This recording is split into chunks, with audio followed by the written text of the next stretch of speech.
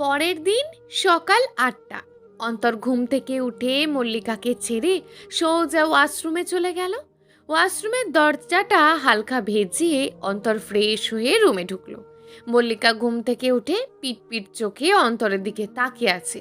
অন্তর মুচকি হেসে মল্লিকার দিকে তাকিয়ে বলল, কি মিসেস নীলাঞ্জনা, এভাবে তাকিয়ে আছেন কেন? মল্লিকা লাজুক হেসে অন্তরের দিকে তাকিয়ে বলল, একটু এদিকে আসবেন অন্তর? অন্তর বাঁকা হেসে মল্লিকার দিকে এগিয়ে এলো। মল্লিকা অন্তরের শার্টের কলার ধরে অন্তরকে ওর মুখের কাছাকাছি এনে হুট করে অন্তরের ছোট জোড়া আঁকড়ে ধরল। অন্তর চোখ বড় বড় করে মল্লিকার দিকে তাকিয়ে আছে। মল্লিকা মুচকি হেসে অন্তরকে চোখ মেরে চোখ জোড়া বন্ধ করে ফেলল। অন্তর কিছুটা উত্তেজিত হয়ে মল্লিকার ঠোঁট জোড়া রূঢ়ভাবে আঁকড়ে ধরল। প্রায় 10 মিনিট পর হুট করি অন্তরের ফোন বেজে উঠল। প্রথমবারের কলে অন্তর পাত্তা দেয়নি, বাট পরপর অনেকবার কল আসার পর অন্তর চটজলদি কলটা রিসিভ করলো। ওপাশ থেকে মেয়েলি কণ্ঠে কেউ চেঁচিয়ে বলল, আমাকে ঠকিয়ে এখন বউয়ের সাথে রোম্যান্স করা হচ্ছে, তাই না? বউয়ের সাথে হানিমুনে আসা হয়েছে। আমি জীবিত থাকতে তোর এই সুখ বেশি দিন সইবে না। তোর বউকে আমি কেটে কুটি কুটি করে পানিতে ভাসিয়ে দেব। রক্তের ছিটে ফোঁটাও খুঁজে পাবি না। আমাকে রাগিয়ে তুই একদম ঠিক করিসনি। কাল রাতে তোর বউয়ের হাত কেটেছি, আজ কাটবো নাড়ি ভুড়ি। শুধু সঠিক সময়ের অপেক্ষায় আছি। কথাগুলো বলেই মেয়েটা কলটা কেটে দিল। অন্তরকে কিছু বলার সময়ও দেয়নি মেয়েটি। অন্তর ফোনটা বেডের ওপর রেখে মাথায় হাত দিয়ে রাগটা কন্ট্রোল করার চেষ্টা করছে। মল্লিকা কিছু না বুঝি বেকুবের মতন শুয়ে আছে। তবে সে বুঝতে পেরেছে অন্তর টেনশনে আছে, তাই সে থম মেরে বসে গেছে। অন্তর মাথায় হাত দিয়ে বিড়বিড় করে বলছে, কে এই মেয়ে? কি চাইছে আমার থেকে? আমার জানা মতে আমি তো এমন কোনো মেয়েকে চিনি না যে সে আমার থেকে রিভেঞ্জ নেওয়ার জন্য উঠে পড়ে লাগবে, ছদ্মবেশে আমার মুখোমুখি হবে, আমার মল্লিকার ক্ষতি করার চেষ্টা করবে। তবে এবার আমি ওই মেয়েকে ছাড়বো না। আমার মল্লিকার ক্ষতি করার আগেই আমি ওই বদ মেয়ের মুখোমুখি হব, হাতে নাতে ধরবো ওই মেয়েকে। অন্তর কিছুক্ষণ ভেবে আবারও বলল, আই থিঙ্ক মেয়েটা সিঙ্গাপুরের কেউ হবে। সিঙ্গাপুরে তো আমার কোনো চেনা জানা মেয়ে নেই। আমার ফ্রেন্ড সার্কেলের মধ্যে কেউই সিঙ্গাপুরে থাকে না। তবে কে হতে পারে সে? মল্লিকার কোনো শত্রু নয় তো? হতে পারে মল্লিকার কোনো ফ্রেন্ড আছে যে চায় না মল্লিকার সুখে থাকুক, ভালো থাকুক, সাংসারিক জীবনে হ্যাপি থাকুক। এমন একজন তো শুধু নীলই আছে। নীল তো ছেলে, ওর অবশ্য মেয়ে সেজে এসব করার কথা না। নিশ্চয়ই অন্য কেউ হবে। মল্লিকাকে একবার জিজ্ঞেস করা উচিত। কথাগুলো মনে মনে বিড়বিড় করে অন্তর পিছু ফিরে মল্লিকার দিকে তাকালো। মল্লিকা ভয়ার্ত দৃষ্টিতে অন্তরের দিকে তাকিয়ে আছে। অন্তর গলাটা ঝাঁকিয়ে মল্লিকার পাশে শুয়ে পড়ল। মল্লিকা বেশ খুশি হয়ে অন্তরকে জাপটে ধরল। অন্তর মল্লিকার মাথায় হাত বুলিয়ে মলিন হেসে বলল, আচ্ছা মল্লিকা, তোমার কোনো মেয়ে ফ্রেন্ড আছে যে এই সিঙ্গাপুরেই থাকে? মল্লিকা কিছুটা ভেবে বলল, না অন্তর, আমার শুধু একটাই ফ্রেন্ড, সে এখন গ্রামে থাকে। কেন বলুন তো? তোমার এমন কোনো ফ্রেন্ড আছে যে তোমার খারাপ চায় বা তোমাকে দেখতে পারে না, সহ্য করতে পারে না? না অন্তর, আমি সবার সাথে তেমন একটা মিশি না। মিশলেই না বুঝতাম যে কে ভালো আর কে খারাপ। আমার মনে হয় না কেউ আছে যে আমার ক্ষতি করতে চায়। নীলের কোনো বোন আছে মল্লিকা? না, নীল একাই। তবে ওর একজন ফুফাতো বোন আছে। কখনো ওনার সাথে কথা হয়নি, তবে নীল মাঝে মাঝে ওনার কথা বলতো। নাম জানো মেয়েটির? হ্যাঁ, মেয়েটির নাম মিষ্টি। মিষ্টি নামটা শোনার সাথে সাথেই অন্তরের মাথাটা ফট করে ধরে গেল। অন্তর তাড়াতাড়ি শোয়া থেকে উঠে মল্লিকার দিকে তাকিয়ে বলল, মেয়েটাকে দেখলে তুমি চিনতে পারবে? ছবিতে দেখেছি মেয়েটাকে, দ্বিতীয়বার দেখলে হয়তো চিনব। ওয়েট, আমি দেখাচ্ছি। অন্তরে ছোটাছুটি দেখে মল্লিকা বেশ অবাক হয়ে শোয়া থেকে উঠে বসলো। অন্তর বেডের ওপর থেকে ফোনটা হাতে নিয়ে হোয়াটসঅ্যাপে ঢুকে কোনো একটা মেয়ের আইডিতে গিয়ে কয়েকটা ছবি ওপেন করে মল্লিকার চোখের সামনে ধরল।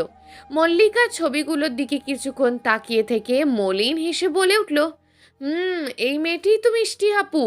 হুট করে মল্লিকা মুখটা কালো করে অন্তরের দিকে তাকিয়ে অভিমানী স্বরে বলল, অন্তর, আপনি মিষ্টি আপুকে কিভাবে চেনেন? তাহলে কি এই মিষ্টি আপুই আপনার নীলাঞ্জনা? অন্তর তাড়াতাড়ি বসা থেকে উঠে কিছুটা সিরিয়াস হয়ে মল্লিকার দিকে তাকিয়ে বলল, এসব নিয়ে আমরা পরেও কথা বলতে পারবো মল্লিকা। তাড়াতাড়ি শোয়া থেকে উঠে ফ্রেশ হয়ে নাও, অনেক কাজ বাকি আছে। মল্লিকা বিছানা ছেড়ে উঠে মন খারাপ করে ওয়াশরুমের দিকে পা বাড়াচ্ছে আর বিড়বিড় করে বলছে, তাহলে ওই মিষ্টি আপুই অন্তরের নীলাঞ্জনা? অন্তর মিষ্টি আপুকেই ভালোবাসে, আমাকে একদম ভালোবাসে না।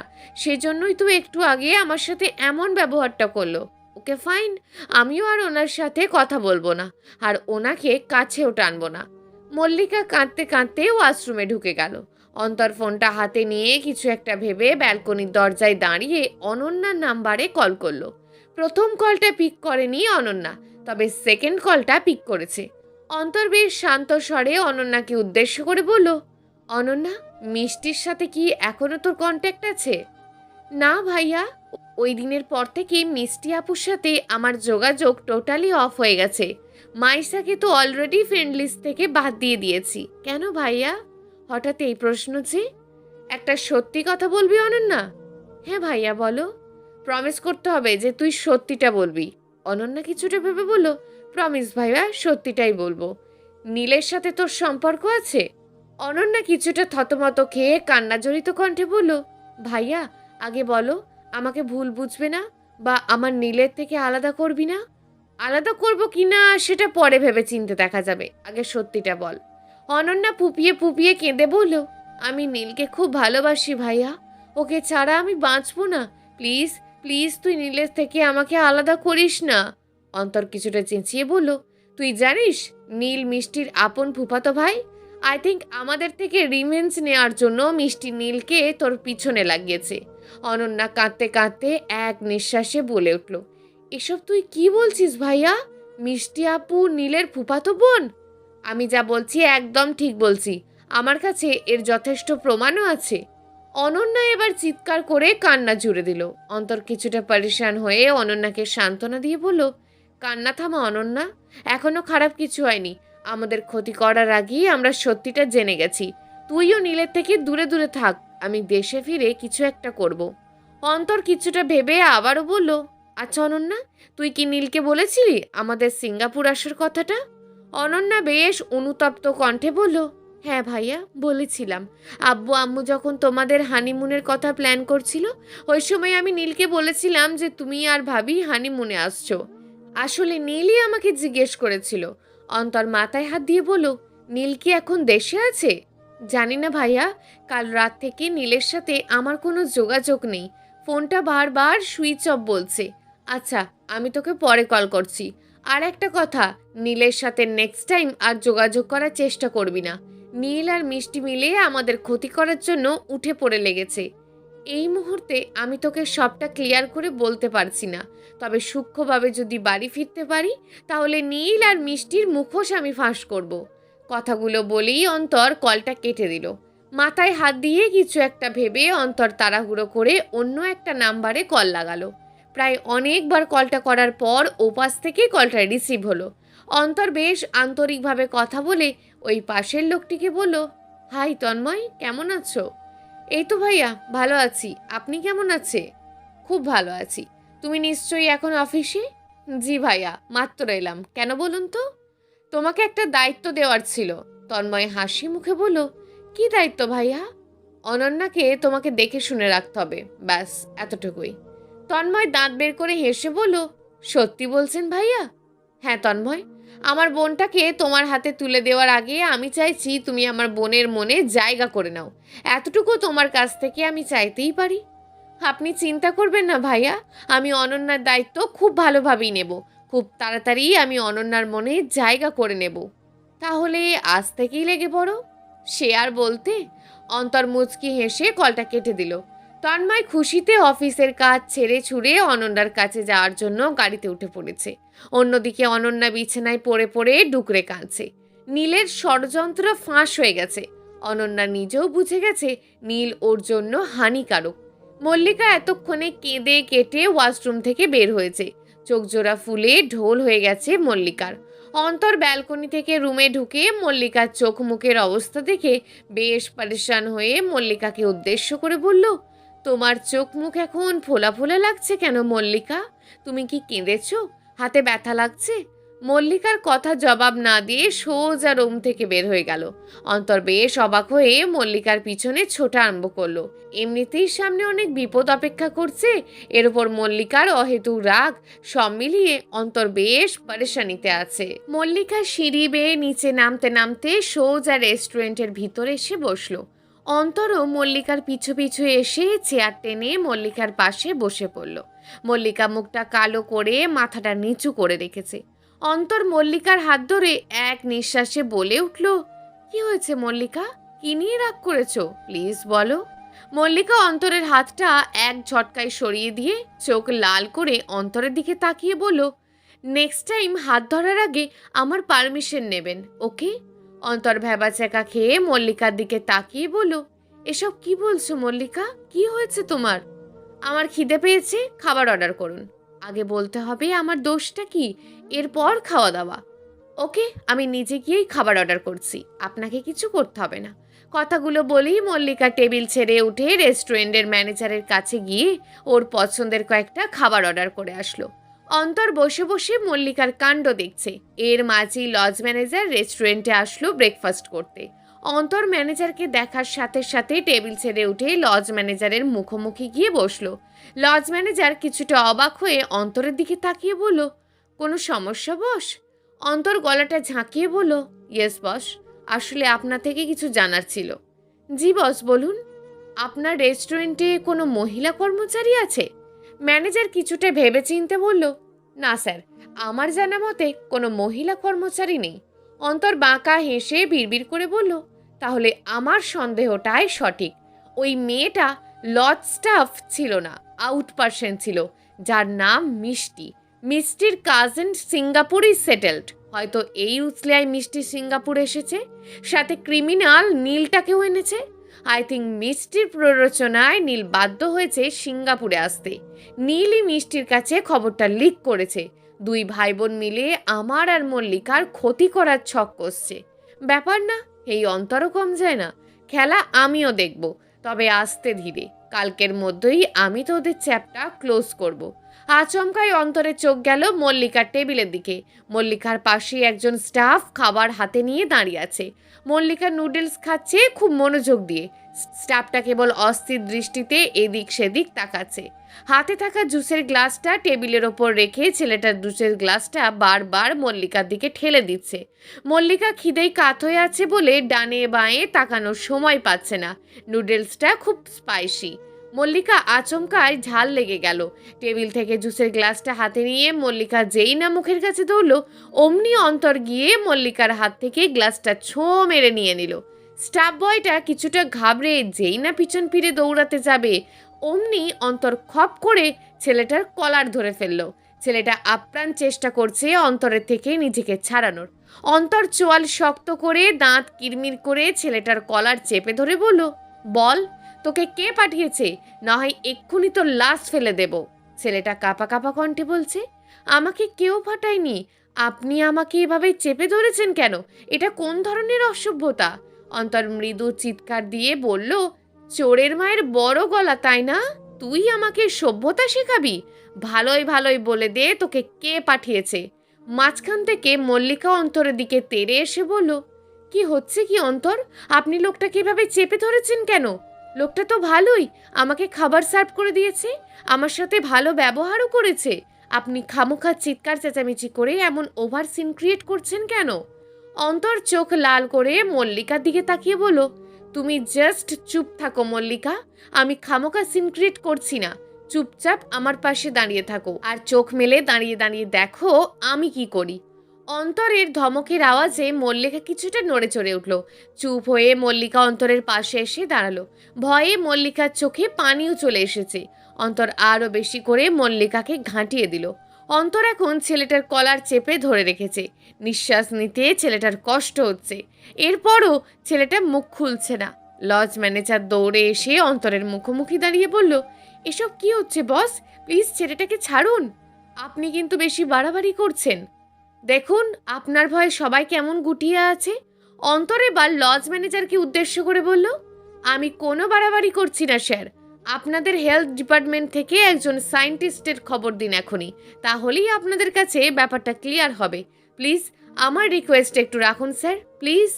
শান্ত হন বস, আপনি শিওর সায়েন্টিস্ট আসলেই আমরা আসল সত্যিটা জানতে পারবো? হ্যাঁ স্যার, শিওর। ম্যানেজার আর দেরি না করে ছুটে গেল হসপিটাল ডিপার্টমেন্টে। ছেলেটি ভয়ে দরদর করে কাঁপছে, শরীর থেকেও অঝরে ঘাম ঝরছে।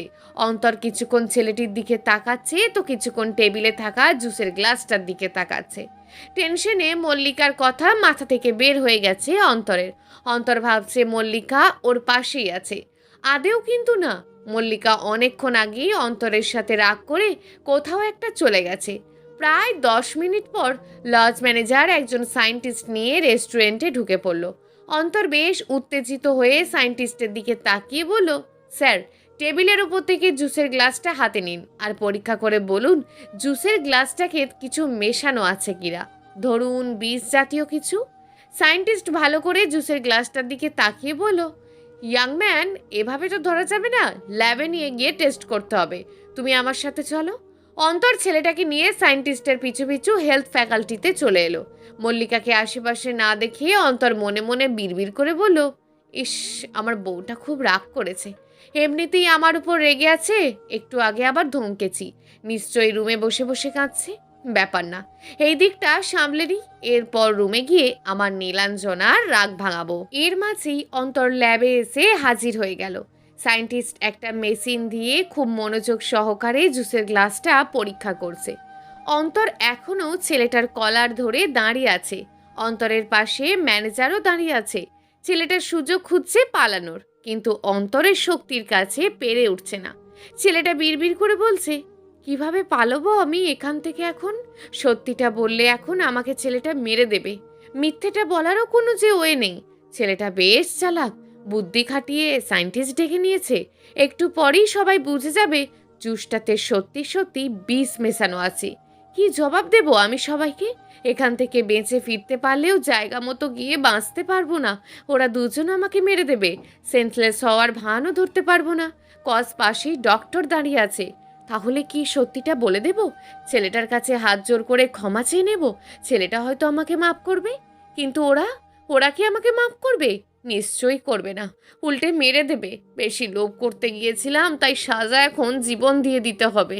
এই দিনটার জন্যই আমিই দায়ী, এর ফলও আমাকেই ভোগ করতে হবে। প্রায় আধ ঘন্টা পর অনেক পরীক্ষা নিরীক্ষা করে সায়েন্টিস্ট লজ ম্যানেজারের দিকে তাকিয়ে বলল, ছেলেটা ঠিক বলেছে, জুসটাতে হেমলক বিষ ছিল, যার পেটেই যেত সেই ধীরে ধীরে শরীর অবশ্যই মৃত্যু নিশ্চিত হতো। অন্তরের চোখ থেকে টপ টপ করে পানি পড়ছে। অন্তর যদি একটু কেয়ারলেস হতো তাহলে আজ মল্লিকার মৃত্যু নিশ্চিত ছিল। মল্লিকাকে হারানোর ভয়ে অন্তরের ভিতরটা তোলপাড় হয়ে যাচ্ছে। চোখের সামনে বারবার মল্লিকার মুখটা ভেসে উঠছে।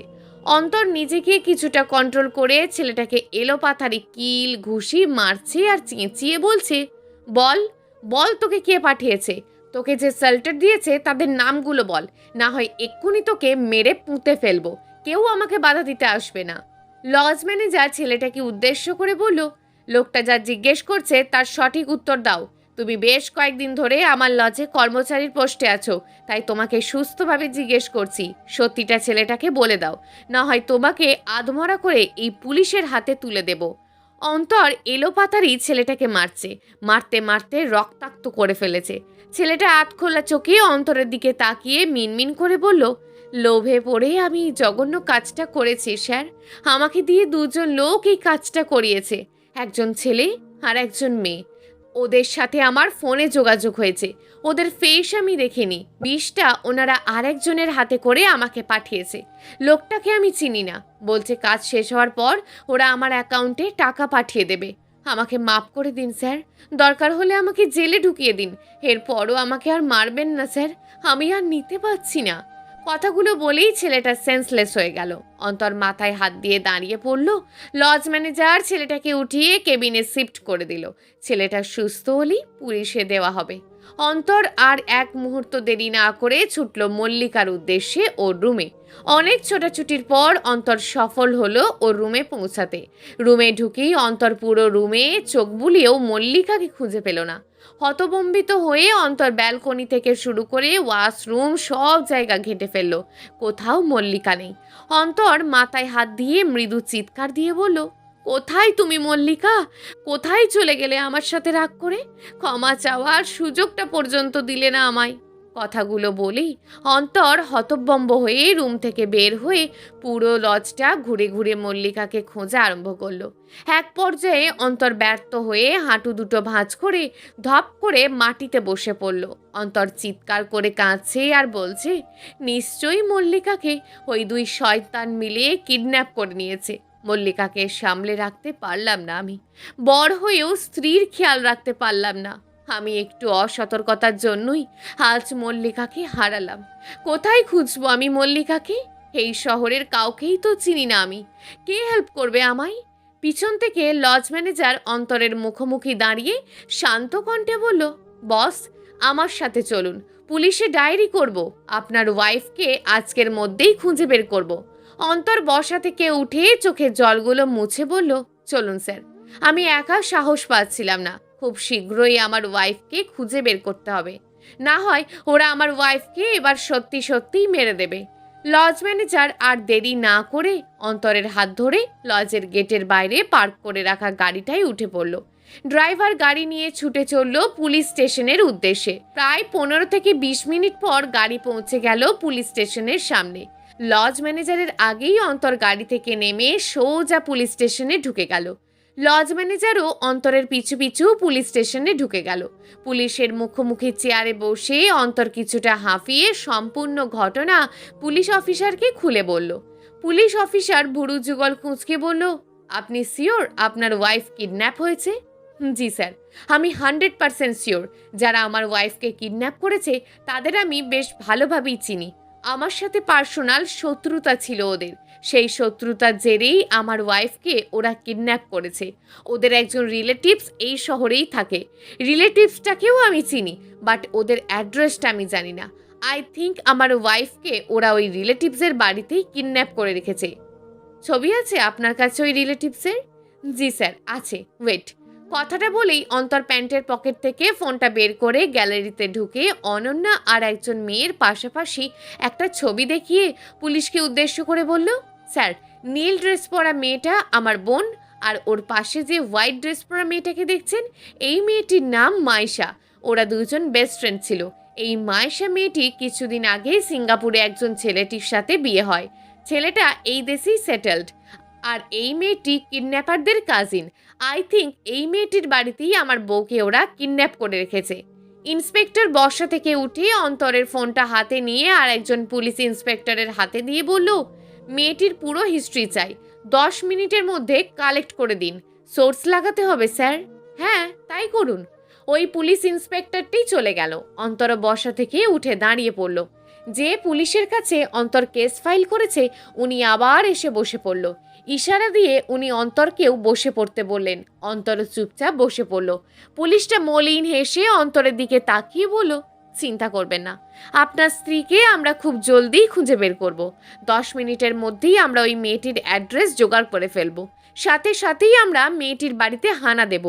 অন্তর মলিন হাসল, তবে ভিতরে ভিতরে সে কষ্টে মূর্ছা যাচ্ছে। মল্লিকার চেহারাটা বারবার চোখের সামনে ভাসছে। কিছুতেই নিজেকে স্থির রাখতে পারছে না। মনটা কেমন ছটফট করছে। সব মিলিয়ে দম আটকে আসার মতন অবস্থা। প্রায় 10 মিনিট পর সোর্সের মাধ্যমে পুলিশ মাইশার অ্যাড্রেসের সন্ধান পেয়েছে। পুলিশ ইন্সপেক্টর আর দেরি না করে অন্তরকে নিয়ে পুলিশের গাড়িতে উঠে পড়ল। লজ ম্যানেজার ওনার লজে ফিরে গেছেন। জরুরি কাজ চলে এসেছে ওনার, তাই ওনাকে বাধ্য হয়েই যেতে হলো। অন্তর বেশ উত্তেজিত হয়ে আছে। কখন সে মল্লিকার কাছে পৌঁছাবে আর কখন সুস্থ অবস্থায় মল্লিকাকে সে দেখবে সেই চিন্তায় আছে। পুলিশ ইন্সপেক্টর খুব স্পিডে গাড়ি ছেড়ে দিল। ব্যাক সিটে 5 জন পুলিশ সোর্সও আছে। পুলিশ স্টেশন থেকে মায়েশার বাড়িটা খুব বেশি দূরে না, জাস্ট আধ ঘন্টার রাস্তা। অন্তরের মনের ভয়টা আস্তে আস্তে বেড়ে চলেছে। মল্লিকা আদৌ সুস্থ আছে কিনা সেই টেনশনে অন্তর নাজেহাল। প্রায় 30 মিনিট পর গাড়ি এসে পৌঁছে গেছে মায়েশার বাড়ির সামনে। অন্তর তাড়াহুড়ো করে গাড়ি থেকে নেমে পড়ল। পুলিশ ইন্সপেক্টর গাড়ি থেকে নেমে সোর্সদের ইশারা করে বলল বাড়িটা ঘিরে রাখতে।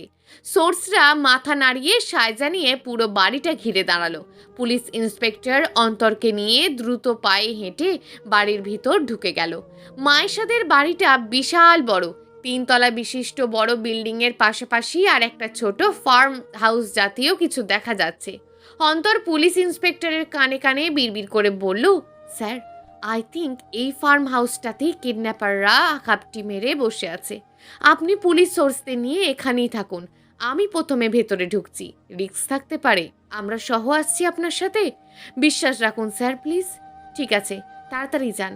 অন্তর আর দেরি না করে যেই না ফার্ম হাউসের দরজার দিকে পা বাড়াতে যাবে, অমনি নীল বেশ রেগে শার্টের হাতা ফোল্ড করতে করতে ফার্ম হাউস থেকে বের হলো। সামনে তাকাতেই নীল অন্তর আর পিছনে পুলিশ সেনা দেখে যেই না বাড়ির পিছনের দিকে দৌড় লাগাতে যাবে, অমনি অন্তর দৌড়ে গিয়ে খপ করে পিছন থেকে নীলের শার্টের কলার চেপে ধরল। সাথে সাথে পুলিশ সেনারা এসে নীলকে চারিদিক থেকে ঘিরে ফেলল। নীল অঝরে ঘামছে আর শুকনো ঢোক গিলছে। অন্তর চোয়াল শক্ত করে হাতজোড়া মুষ্টিবদ্ধ করে নীলের নাকে বসিয়ে দিল এক ঘুষি। নাক থেকে গড়গড়িয়ে রক্ত পড়ছে নীলের। আচমকায় অন্তরের কানে মল্লিকার চিৎকারের আওয়াজ ভেসে আসলো।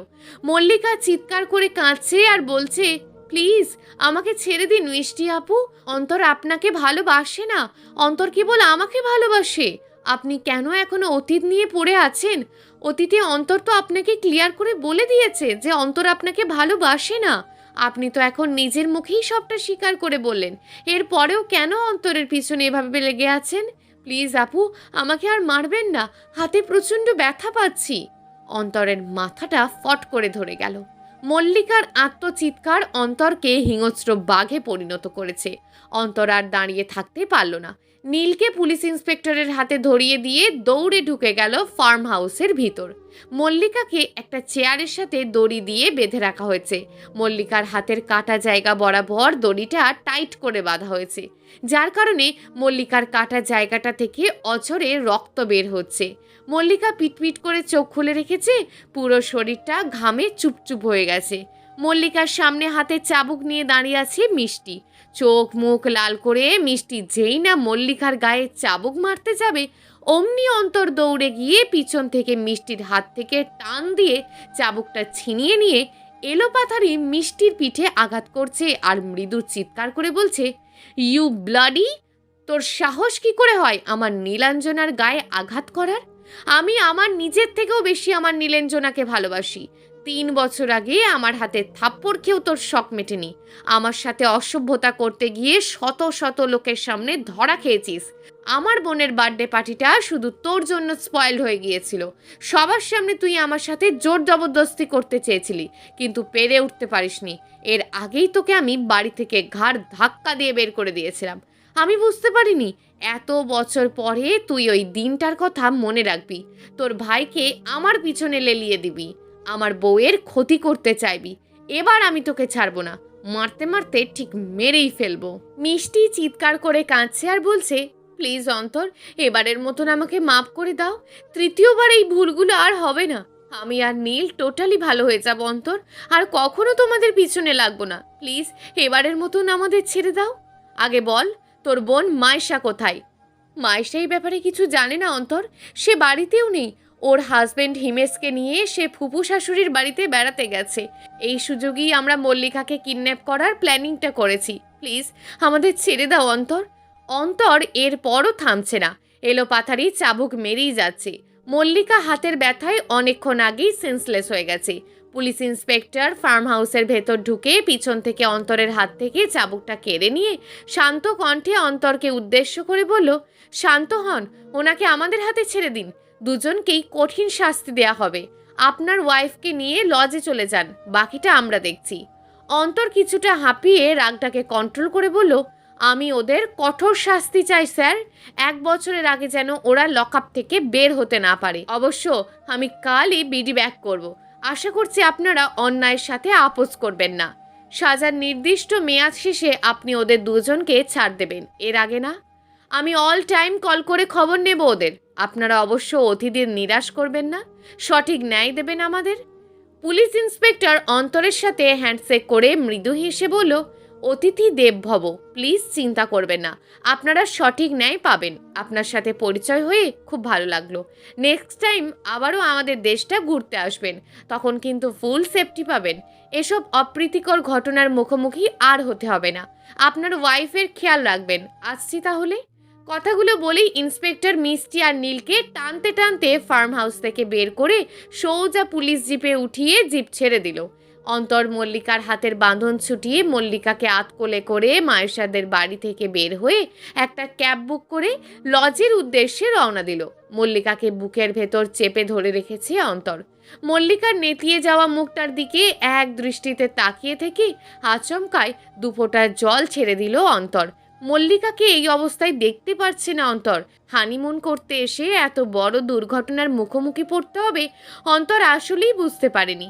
প্রায় আধ ঘন্টা পর ক্যাব এসে পৌঁছে গেল লজের সামনে।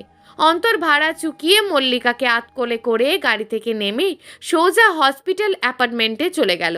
মল্লিকাকে বেডে শুইয়ে দেওয়া হয়েছে। ডক্টর মল্লিকার চেক আপ করছে। শরীর থেকে অনেকখানি রক্ত ঝরে গেছে মল্লিকার। হাতের একটা সেলাইও ছুটে গেছে। ডক্টর মল্লিকার হাতের ব্যান্ডেজটা খুলে কাটা জায়গাটা ওয়াশ করে আবারও সেলাই করে দিচ্ছে। মল্লিকাকে আধ ঘন্টার জন্য ইনজেকশন পুশ করে অজ্ঞান করে দেয়া হলো। হুট করেই যদি মল্লিকার সেন্স ফিরে আসে তাহলে ডক্টর ভালো করে মল্লিকার হাতটা ওয়াশ করতে পারবে না। মল্লিকা ব্যথায় কাঁদবে আর ছটপট করবে। অন্তর চোখের সামনে এসব সহ্য করতে পারবে না। তাই অন্তরের কথা অনুযায়ী ডক্টর মল্লিকার শরীরে ইনজেকশন পুশ করছে। আধ ঘন্টার আগে মল্লিকার জ্ঞান ফিরবে না। প্রায় আধ ঘন্টা পর ডক্টর খুব ভালো করে মল্লিকার হাতটা ওয়াশ করে আবারও সেলাই করে দিয়েছে। মল্লিকার শরীর যথেষ্ট দুর্বল বলে ডক্টর মল্লিকার শরীরে স্লাইন পুশ করার প্রস্তাব রাখলো অন্তরের কাছে। অন্তর মাথা নাড়িয়ে হ্যাঁ জানালো। ডক্টর সাথে সাথেই মল্লিকার শরীরে স্লাইন পুশ করে দিল। এভাবেই কেটে গেল প্রায় 1 ঘন্টা। দুপুর ঘনিয়ে বিকেল নেমে এলো। সন্ধ্যা অলরেডি নেমে এসেছে। আস্তে আস্তে সূর্যের আলো মিলিয়ে রাতের আভা ফুটে উঠছে। মল্লিকার স্লাইন এতক্ষণে শেষ হয়েছে। মল্লিকাও পিটপিট করে চোখ খোলা আরম্ভ করেছে। অন্তর মল্লিকার মাথার কাছে ঠায় দাঁড়িয়েছিল। মল্লিকা মুভ করছে দেখে অন্তরের মুখে হাসি ফুটে উঠল। চোখ খুলেই মল্লিকা চোখের সামনে অন্তরকে দেখল। অন্তরকে দেখেই মল্লিকা মুচকি হেসে ফটাফট শোয়া থেকে বসে গেল। অন্তর আর দেরি না করে মল্লিকাকে আতকোলে করে কেবিন থেকে বের হয়ে সোজা 3 তলায় উঠে নিজেদের রুমে চলে গেল। মল্লিকাকে বেডে শুইয়ে দিয়ে অন্তর আচমকায় মল্লিকাকে জড়িয়ে ধরে অঝরে কাঁদছে আর বলছে, ভালোবাসি নীলাঞ্জনা, খুব খুব খুব ভালোবাসি তোমাকে। কিছুটা সময়ের জন্য চোখের সামনে দেখতে না পেয়ে পাগল প্রায় হয়ে গেছিলাম আমি। কাঙাল লাগছিল নিজেকে। মনে হচ্ছিল তোমাকে ছাড়া আমার পুরো দুনিয়াটা ফাঁকা, মরুভূমির চেয়েও কম না। তখন তোমাকে মরীচিকা মনে হচ্ছিল, ধরতে গেলে হারিয়েই যেতে। আমি তোমাকে ছাড়া বাঁচতে পারবো না নীলাঞ্জনা। তুমি আমার সব, যাকে ছাড়া নিঃশ্বাস নেওয়াটাও দায়। কখনো আমাকে ভুল বুঝে দূরে সরে যেও না নীলাঞ্জনা। আমি বাঁচতে পারবো না, মরে যাব, সত্যি সত্যি মরে যাব। মল্লিকা অন্তরকে টাইট করে জড়িয়ে ধরে বলল, অন্তর, আমি কি আপনার সেই নীলাঞ্জনা? হ্যাঁ, তুমিই আমার নীলাঞ্জনা, যাকে আমি বিয়ের আগে থেকেই চিনি, যার চোখ দেখে আমি সারা জীবনের জন্য থমকে গেছি। তোমার নীল চোখে আমি অনেক আগেই হারিয়ে গেছি নীলাঞ্জনা। ওই দিন রেজিস্ট্রি অফিসে তোমাকে প্রথমবারের মতন দেখেছিলাম, তাও আবার তোমার ওই নীলাভ চোখ দুটো ছাড়া আর কিছুই দেখতে পারিনি, কারণ তুমি নিজেকে ঢেকে রেখেছিলে। দূর থেকে আমি তোমাকে দেখেছিলাম, কাছে আস্তে আস্তেই তুমি কোথায় হারিয়ে গেলে। খুঁজে পেলাম না তোমায় আর। খুব খুঁজেছি তোমায়, দিন রাত এক করে খুঁজেছি, কিন্তু বারবারই হতাশ হয়েছি, কারণ তোমার নামটাও আমি জানতাম না। এর মাঝে আচমকা আব্বু আম্মু আমার বিয়ের ডেট ফিক্সড করে ফেললো, আমার মতামত ছাড়াই। আব্বু আম্মুর জেদের কাছে হার মেনে আমাকে বিয়েটা করতে হয়। তাই বিয়ের পরের দিনই তোমার সাথে অহেতুক রাগ করে আমি ফুপু আম্মুর বাড়িতে চলে যাই। তখন শাহেদ আমাকে সান্ত্বনা দেয় তোমাকে মেনে নিতে। উপায় বুদ্ধি না পেয়ে আমি শাহেদের কথাই মেনে নিই। বাড়িতে ফেরার পর তোমাকে নীল শাড়িতে দেখে কেন জানি না বারবার মনে হচ্ছিল তুমিই আমার সেই নীলাঞ্জনা, যাকে অনেক আগেই আমি ভালোবেসে ফেলেছি। মনের খচখচ থেকে ফাইনালি আমি তোমাকে গ্রামে যাওয়ার কথাটা জিজ্ঞেস করি। পরপর অনেকগুলো প্রশ্নই তোমাকে জিজ্ঞেস করেছিলাম, সবগুলো প্রশ্নের উত্তরই আমার নীলাঞ্জনার সাথে মিলে যাচ্ছিল। তুমি জানো না ওই দিন আমি কি পরিমাণ খুশি হয়েছিলাম। ইচ্ছে করছিল তোমাকে আমার সব মনের কথা বলে দিই, কিন্তু আমি চাইছিলাম আস্তে আস্তে তোমার মনে জায়গা করে এরপর তোমাকে মনের কথাটা বলবো। আই থিঙ্ক আজ সেই দিনটা চলে এসেছে। তুমিও হয়তো আমাকে ভালো। অন্তর আর কিছু বলতে পারল না। এর আগেই মল্লিকা বলে উঠল, আমিও ভালোবাসি অন্তর, হয়তো আপনার মতো না, তবে অতটাও কম না। আমাকে বিশ্বাস করতে পারেন অন্তর, আর কখনো না বুঝে আপনার সাথে রাগ করব না। জানেন অন্তর, আমি খুব লাকি আপনার মতন একজন হাজবেন্ড পেয়ে। আম্মু আব্বুর কাছে ভীষণ ঋণী আমি। ওরা আমার জন্য বেস্ট একজনকে সিলেক্ট করেছে। আসলেই মা বাবা যা করে সন্তানদের জন্য ভালোই হয়, যা আমি আমার জীবন দিয়ে বুঝেছি। কখনো আমাকে ভুল বুঝবেন না অন্তর, সব সময় আমাকে এভাবে ভালোবেসে যাবেন, একটুও যেন কমতি না হয়। অন্তর খুশিতে মল্লিকার পুরো মুখে আদরে ভরিয়ে দিচ্ছে। মল্লিকা অন্তরের চোখের জলগুলো দু হাত দিয়ে মুছে দিচ্ছে। অন্তর মল্লিকার কপালের সাথে কপাল ঠেকিয়ে কান্নাসিক্ত কণ্ঠে বলল, কোনোদিনও ভালোবাসার কমতি হবে না নীলাঞ্জনা, উল্টে ক্রমবৃদ্ধিমান হারে বাড়বে, যা গণনা করাও দুঃসাধ্য হয়ে পড়বে। তুমি নিশ্চিন্তে থাকো নীলাঞ্জনা, এই অন্তর কেবল তোমার। সারা জীবন দুজন এভাবেই মিলেমিশে থাকবো। ছেড়ে যাওয়ার কথা কখনো কল্পনাতেও আনবো না। কথাগুলো বলেই অন্তর আচমকায় মল্লিকাকে আঁকড়ে ধরল। মল্লিকা চোখ বন্ধ করে অন্তরের পিছনে চুলগুলো আঁকড়ে ধরল। প্রায় 10 মিনিট পর অন্তর মল্লিকাকে ছেড়ে যেই না উঠতে যাবে, অমনি মল্লিকা অন্তরের হাত টেনে অন্তরকে থামিয়ে দিয়ে বেশ আহ্লাদি কণ্ঠে বলে উঠল, অন্তর, আমি স্ত্রীর অধিকার চাই, আমাকে প্লিজ পূর্ণ করুন। অন্তর বাঁকা হেসে আবারও মল্লিকাকে জড়িয়ে ধরল। অন্তর মল্লিকার চোখের দিকে তাকিয়ে বলল, আমি এতদিন ধরে এই কথাটার জন্যই অপেক্ষা করছিলাম নীলাঞ্জনা। আমি সব সময় চাইতাম তুমি নিজে থেকে আমার কাছে ধরা দাও। আজ আমার কান দুটো সার্থক হলো, সাথে বেসামাল মনটাও। আজ রাতটা শুধু তোমার আমার। অন্তরের ভালোবাসায় মল্লিকাকে ভরিয়ে দিচ্ছে। মল্লিকা মুচকি হেসে অন্তরের ভালোবাসাগুলো গায়ে মেখে নিচ্ছে। দুজনেই ভালোবাসার নেশায় মেতে উঠেছে। সারা রাত অন্তর মল্লিকাকে জ্বালিয়েছে, একটুও ঘুমাতে দেয়নি। তবে মাঝরাতে উঠে অন্তর আর মল্লিকা খাবার অর্ডার করে খেয়ে নিয়েছে। সারা রাত দুজনেই নির্ঘুম ছিল। পরের দিন সকাল 8টা। মল্লিকা ঘুম থেকে উঠে অন্তরের থেকে নিজেকে ছাড়িয়ে লাগেজ থেকে একটা অ্যাশ কালার শাড়ি বের করে সোজা ওয়াশরুমে চলে গেল। ওয়াশরুমের দরজা বন্ধ করেই মল্লিকা দরজার সাথে ঠেস দিয়ে দাঁড়িয়ে এক নিঃশ্বাসে বলে উঠল, উফ, উনি জাগার আগেই নিজেকে ওনার থেকে মুক্ত করতে পারলাম। সজাগ থাকলে কখনো নিজেকে ছাড়াতে পারতাম না। আবারও আমাকে জাপটে ধরতো। লোকটা বড্ড অসভ্য। কাল সারা রাত আমাকে জ্বালিয়ে মেরেছে, একটুও ঘুমাতে দেয়নি। মল্লিকা আবারও খানিক লজ্জা পেয়ে বলে উঠল, অবশ্য আমারও খারাপ লাগেনি, বরং ভালোই লেগেছে। নিজেকে পূর্ণ মনে হচ্ছে। মানতে হবে আমার বরটা বেশ রোম্যান্টিক। এর মাঝেই অন্তর ঘুম থেকে উঠে খালি গায়ে ওয়াশরুমের দরজা ধাক্কানো শুরু করলো। মল্লিকা কিছুটা বিরক্ত হয়ে বলল, কি হচ্ছে কি এসব? শাওয়ারও কি শান্তি মতো নিতে পারবো না নাকি? অন্তর ঢুলু ঢুলু কণ্ঠে বলল, আমিও তোমার সাথে শাওয়ার নেব, দরজাটা খোলো। মল্লিকা চোখ দুটো বড় বড় করে এক নিঃশ্বাসে বলে উঠল, মাথার তার সবগুলোই ছিঁড়েছে আপনার? কি নির্লজ্জের মতন কথা বলছেন? মা গো মা, আমার গা গোলাচ্ছে। অন্তর বাঁকা হেসে বলল, এ মা, প্রথম দিনই যে মা হয়ে যাবে তা তো বুঝতে পারিনি। আমার ভালোবাসার এত জোর, তা কনসিভ করলে কখন? মল্লিকা ওয়াশরুমের দরজা খুলে অন্তরের গলা চেপে ধরে তেজি কণ্ঠে বলল, তোকে মেরে এরপর আমি শান্তি পাবো। ব্যাটা বেশরম, মুখে যেন কিচ্ছু আটকায় না। অন্তর মল্লিকার হাত দুটো গলা থেকে ছাড়িয়ে মল্লিকাকে ওয়াশরুমের দরজার সাথে ঠেকিয়ে মল্লিকার হাত দুটো দুপাশে চেপে ধরে বলল, আমাকে মারলে তো তুমিই বিধবা হয়ে যাবে, বাচ্চা কাচ্চার মাও হতে পারবে না। চলবে। গল্প মন চাই তোকে, লেখিকা নিশাত জাহান নিশি।